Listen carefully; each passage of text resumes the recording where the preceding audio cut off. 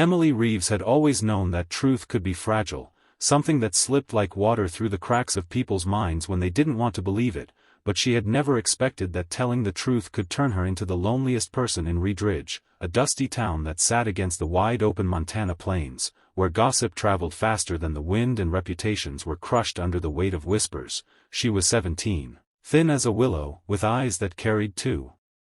much sorrow for someone her age, and when she stood up one night in the middle of the town's church meeting, trembling but determined, and spoke aloud the words that had burned her throat for months.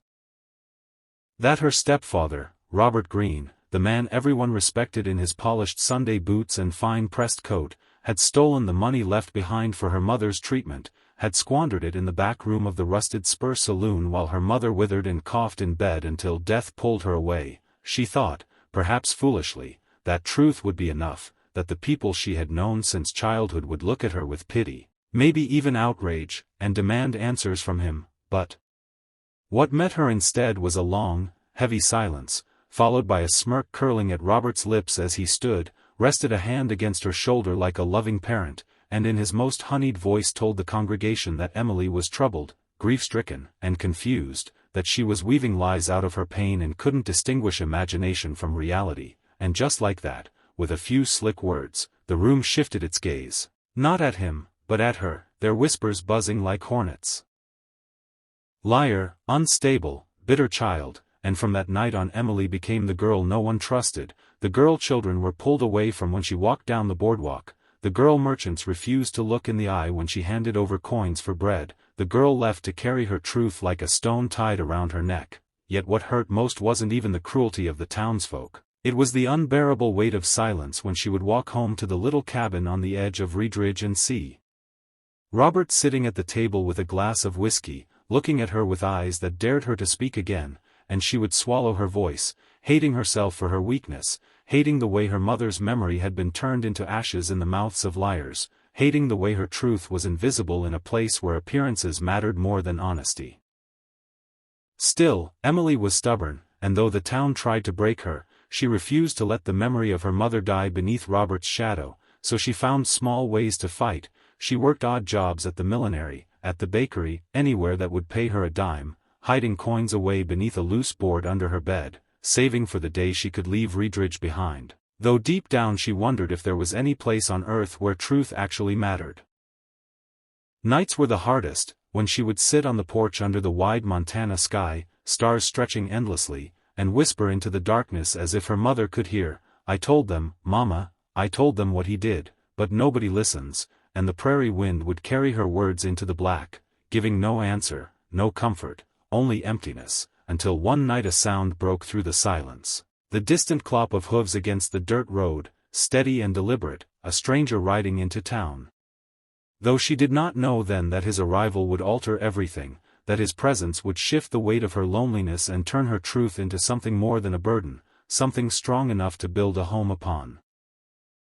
The cowboy's name was Cole Weston, a man with a weather-beaten hat pulled low, shoulders wide and back straight, a horse as scarred as he was, its mane knotted for miles on the trail, and though no one knew much about him when he arrived, there was something in the way he looked at the world, sharp but weary, like a man who had seen the ugliness of people too often to be fooled by their polished smiles. And Emily would later think it was fate that their paths crossed, fate that her whispered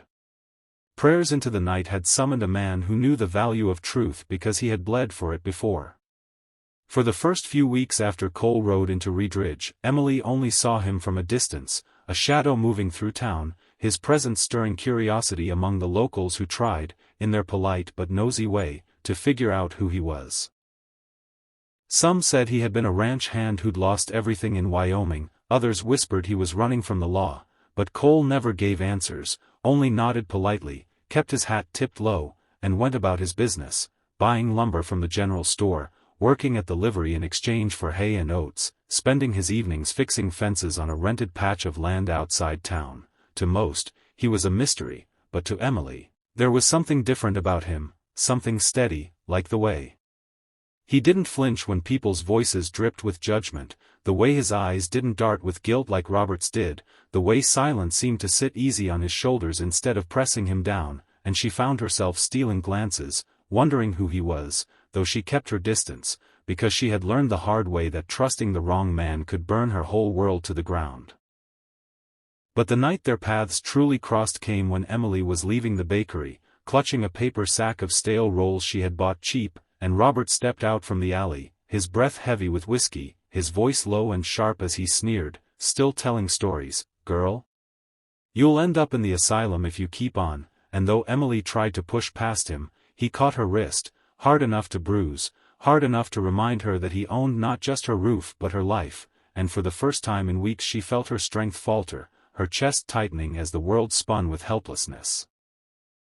Until a voice cut through the night, calm but commanding, "Let go of her," and both turned to see Cole standing at the edge of the lamplight, his hands at his sides, no weapon drawn but his presence alone heavy as iron, and Robert, ever the coward who hid behind charm, released her with a laugh, muttering about misunderstood children and sauntering off, but Emily stood frozen, clutching her rolls, staring at the man who had intervened not with noise or violence but with a quiet certainty that made her believe, if only for a breath, that someone might finally see her.